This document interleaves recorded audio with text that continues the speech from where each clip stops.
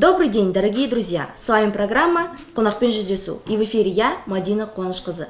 Сегодня в нашем университете проходит форум ректоров стран Европейского Союза и Центральной Азии, Университет будущего, цифровизация и академические традиции. У нас в гостях Тит Ланд, ректор Таллинского университета Эстонии, Валерий Нуст, ректор Паласского университета прикладных наук и Ирена Кокина, ректор Даугавпилского университета Латвии.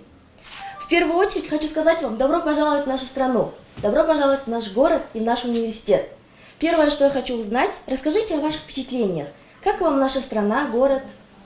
С кого начинаем? Дамы. С дам. Да. Хорошо. Во-первых, хочу поблагодарить за приглашение в столь красивый и интересный город. Я впервые в Казахстане. И, конечно, очень и очень впечатлена. Впечатлена развитием, стремлением пригласить других и развиваться дальше. И, конечно, это очень-очень значимо в наши дни расширять сотрудничество между разными странами, между разными вузами. И этот форум, который объединил очень многие страны, естественно, такой очень-очень важный момент для развития каждой страны, каждого вуза. Конкретно я подписала 4 договора с 4 университетами, и мы уже обозначили довольно много пунктов, по которым мы будем сотрудничать в дальнейшем. Спасибо большое. За очень короткое время мы уже столько много увидели и получили очень много интересных контактов. Тоже мы заключили 2 договора и договорились уже очень конкретные вещи на следующий год с вашим университетом. Так что спасибо за приглашение. Спасибо вам, что уделили время. Пожалуйста, ваше впечатление. Я тоже благодарю за, чтобы мы здесь будем. Я только вчера вечером приезжал, первый раз в Казахстане. Очень приятно, очень красивый город. И надеюсь, что сегодня есть времени чуть-чуть погулять на городе. Спасибо большое. Следующее. А можно узнать, каково ваше представление или даже желание видеть университет будущего?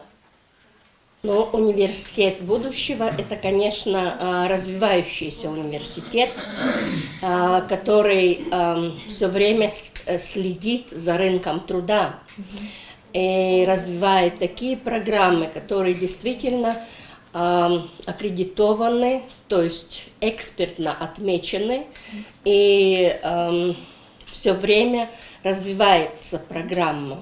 А это возможно только тогда, если мы открыты опыту, если мы сотрудничаем, и если мы, и студенты, и преподаватели, следим за развитием мировой науки, и это все внедряем в наши программы.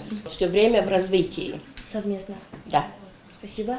Университет будущего, конечно, станет все больше международным. Это неизбежно. Потому что мир меняется так быстро, люди двигаются по всему миру, так что мы не можем быть только региональными или национальными университетами больше. Да, университеты должны быть открытые в миру, открыты здесь, в этой стране. И очень важно слушать студентов, потому что студенты, они знают, что они хотят. И это самое качество, это очень важное. Спасибо большое. Академическое качество. Спасибо. И следующее, ваши пожелания нашему университету и студентам.